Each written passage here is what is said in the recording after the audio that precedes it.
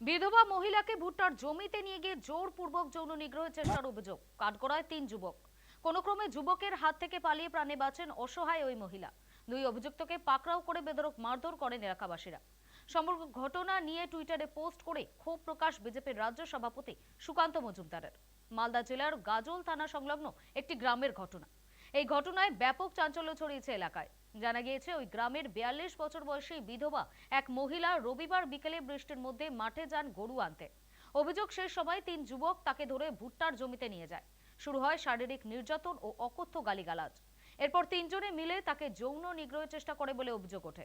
এরপর কোনোভাবে ওই মহিলা তাদের হাত থেকে পালিয়ে বাড়িতে গিয়ে সমস্ত কথা জানান। অভিযুক্তদের খোঁজে তল্লাশি শুরু করেছে এলাকাবাসী। একজন অভিযুক্তকে এলাকার মানুষ প্রথমে ধরেন, পরবর্তীতে আরেকজনকে বাড়ি থেকে তুলে আনা হয়। দুজনকেই বেধড়ক মারধর করা হয়। অন্য একজন পলাতক। গাজল থানার পুলিশ অভিযুক্তদের উদ্ধার করে গাজল স্টেট জেনারেল হাসপাতালে নিয়ে যায়। সেখান থেকে অবস্থার অবনতি হওয়ায় তাদের মালদা মেডিকেল কলেজে স্থানান্তরিত করা হয়। এদিকে এই ঘটনার পর গাজলের বিজেপি বিধায়ক চিন্ময় দেব বর্মন নির্যাতিতাকে নিয়ে গিয়ে স্টেট জেনারেল হাসপাতালে প্রাথমিক চিকিৎসার পাশাপাশি তার শারীরিক পরীক্ষা করান। এরপরই সামাজিক মাধ্যমে পোস্ট করে ক্ষোভ প্রকাশ করেন বিজেপির রাজ্য সভাপতি সুকান্ত মজুমদার।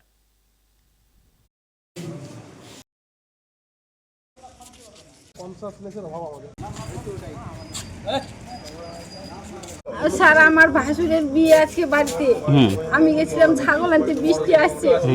ছাগলের গলার দড়ি খুশি দিয়ে আমি এক জায়গায় রাখে দিলাম। আমি বলছি যাওয়ার সময় গরুগুলো ছাগলগুলো একসঙ্গে নিয়ে বাড়ি চললো, বৃষ্টি চাপে আসছে, জল সাজাসাজির ব্যাপার আছে, আমাদের নাচা করে আনন্দ। তা আমি বলছি কি তাহলে একসঙ্গে নিয়ে যাই। গরুটার বাছুরটা নিয়েছিলাম, 3টে ছেলে ভুট্টা বাড়িতে ঢুকে আছে, আমি কিচ্ছু জানি না। ভুট্টা বাড়িতে আমি গরুটা নিয়ে আসলাম, বাড়িতে আটকে গেছে ভুট্টার খেতে। বাছুরটা আমি নিতে যাই, তখন ছেলেগুলোকে আমাকে হাত ধরে ভুট্টা বাড়িতে ঢুকায়। তারপরে আমাকে নানান জায়গায় হাত দিয়ে রেপ করার জন্য কুস্তি করছে। আমি খালি মা বললাকে বলে দিই, মা বললা আমাকে বাঁচা, মা বল। আমি কোনো মতন কুস্তি করে ছুটে আসি। কাকিমা ওই যখন বৃষ্টি পড়ে তখন গরু নিতে গেছিলো মাঠের মধ্যে পাশেই।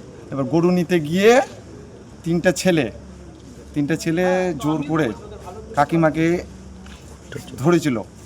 ধরে তো এবার জবরদস্তি মুখে কামড় টামড় দিয়েছে, প্লাস্টার ছিঁড়ে দিয়েছে, জবরদস্তি করে করেছে। তারপরে কাকিমা ছুটে চলে এসছে। আসার পর জোর করে এসে আমাদেরকে বলেছে, একজনকে সঙ্গে সঙ্গে ধরেছিলাম আর 2 জন পালিয়ে গেছিলো। পালিয়ে গিয়ে তারপর বাড়ি থেকে একজনকে তুলে এনে তারপর পুলিশের হাতে দিয়ে দেওয়া হয়েছে 2 জনকে, আর একজনকে পাওয়া হয়নি। আমাদের সালাইডাঙ্গা অঞ্চলে মোটামুটি পরপর 3বার এরকম ঘটনা হয়ে গেল। আমাদের গ্রাম বলবো না, আমাদের সালাইডাঙ্গা অঞ্চলের মানে মা বোনরা বের হতে পারছে না বাড়ি থেকে, এরকম অবস্থা।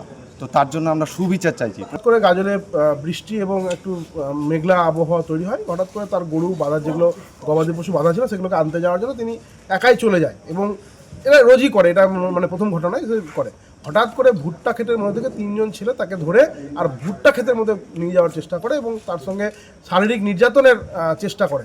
এবং তার বাধা দিতে গেলে তাকে জোরপূর্বক 3 জন ছেলে মিলে, 3 জন মানে কি বলবো, মানে একদম যুবক, তাকে ধরে মাটিতে ফেলে দিয়ে তাকে রেপ করার চেষ্টা করে। তার শরীরের বিভিন্ন জায়গায় ক্ষত তৈরি হয়েছে, সেটার এক্সামিনেশন এখানে হলো, আমাদের গাজল আর স্টেট জেনারেল হসপিটালে হলো।